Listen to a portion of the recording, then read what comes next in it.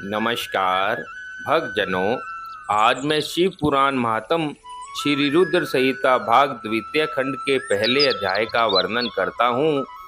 इस अध्याय में सती चरित्र नामक कथा का वर्णन किया गया है।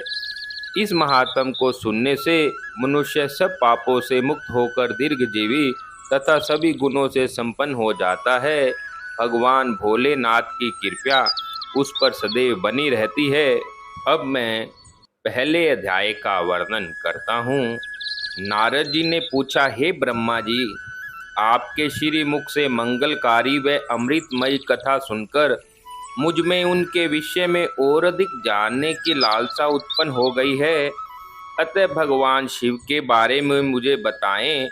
विश्व की सृष्टि करने वाले हे ब्रह्मा जी, मैं सती के विषय में भी जानना चाहता हूँ। सदा शिव योगी होते हुए एक स्त्री के साथ विवाह करके ग्रस्त कैसे हो गए? उन्हें विवाह करने का विचार कैसे आया? जो पहले दक्ष की कन्या थी फिर हिमालय की कन्या हुई, वे सती पार्वती किस प्रकार शंकर जी को प्राप्त हुई? पार्वती ने किस प्रकार घोर तपस्या की और कैसे उनका विवाह हुआ? कामदेव को भस्म कर देने वाले भगवान शिव के आधे शरीर में वे किस प्रकार स्थान पा सकी? उनका अर्धनारीश्वर रूप क्या है? हे प्रभु, आप ही मेरे इन प्रश्नों के उत्तर दे सकते हैं। आप ही मेरे संशयों का निवारण कर सकते हैं। ब्रह्मा जी ने कहा, हे नारद, देवी सती और भगवान शिव का शुभ यश परम पावन, दिव्य और गोपनीय है। उसके रहस्य को वे ही समझते हैं। सर्वप्रथम तुम्हारी प्रार्थना पर मैं सती के चरित्र को बताता हूँ। पहले मेरे एक कन्या पैदा हुई जिसे देखकर मैं काम पीड़ित हो गया। तब रुद्र ने धर्म का सिमरन कराते हुए मुझे बहुत ही धिक्कारा। फिर वे अपने निवास कैलाश पर्वत को चले गए। उन्हें मैंने समझाने की कोशिश की, परंतु मेरे सभी प्रयत्न निष्सफल हो गए। तब मैंने शिवजी की आराधना की।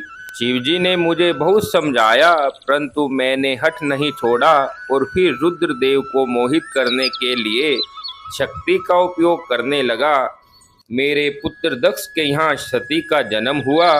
वह दक्ष सुता उमा नाम से उत्पन्न होकर कठिन तप करके रुद्र की स्त्री हो गई। रुद्र ने गृहस्थ आश्रम में सुखपूर्वक समय व्यतीत किया। उधर शिवजी की माया से दक्ष को घमंड हो गया और वह महादेव जी की निंदा करने लगा। दक्ष ने एक विशाल यज्ञ का आयोजन किया।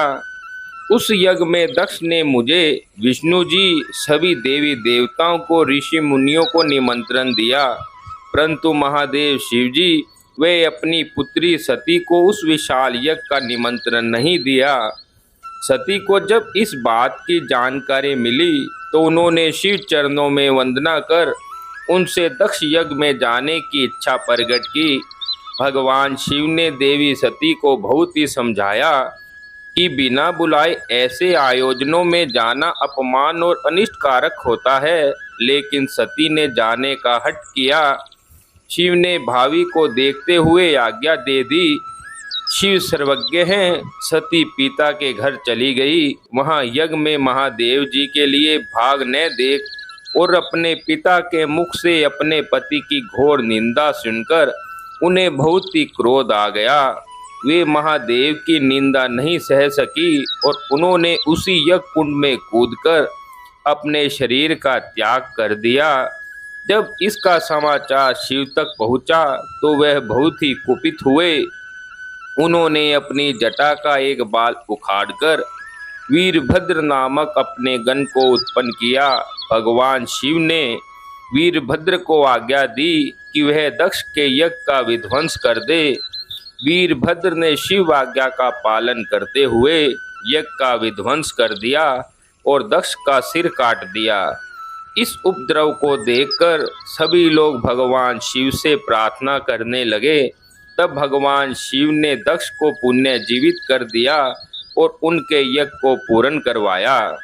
भगवान शिव सती के मृत शरीर को लेकर वहां से चले गए।